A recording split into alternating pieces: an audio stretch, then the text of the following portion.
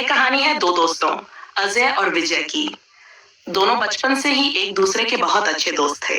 वे एक ही मोहल्ले में रहते थे, साथ में स्कूल जाते थे और साथ में ही खेलते थे। उनका रिश्ता भाई जैसा था। एक बार ऐसा हुआ कि दोनों के परिवारों के बीच कुछ विवाद हो गया। दोनों परिवारों ने एक दूसरे से बात करना बंद कर दिया। अजय और विजय के बीच भी दूरियां बढ़ने लगीं। हालांकि उनके मन में एक दूसरे के लिए कोई बुरा भाव नहीं था, लेकिन परिवार के दबाव में उन्होंने भी एक दूसरे से बात करना कम कर दिया। समय बीता गया और अजय और विजय अपनी अपनी जिंदगी में व्यस्त हो गए। अजय पढ़ाई के लिए शहर चला गया और विजय ने अपने पिता का व्यापार संभाल लिया। दोनों के बीच अब बातचीत बहुत कम हो गई थी। एक दिन अजय को खबर मिली कि विजय का एक्सीडेंट हो गया है और वह अस्पताल में भर्ती है। ये सुनते ही अजय सब कुछ छोड़कर दौड़ा दौड़ा अपने पुराने दोस्त के पास पहुंचा। अजय ने अस्पताल में विजय को देखकर उसकी आंखों में आंसू आ गए। उसने विजय का हाथ पकड़ा और कहा, तू कैसा है यार?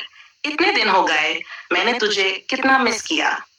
विजय भी भावुक हो गया और बोला, मैं भी तुझे याद करता था, पर हालात ऐसे थे कि बात नहीं हो पाई।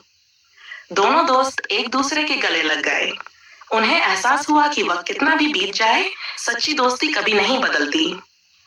उनके बीच का प्यार और दोस्ती पहले से भी ज्यादा मजबूत हो गई।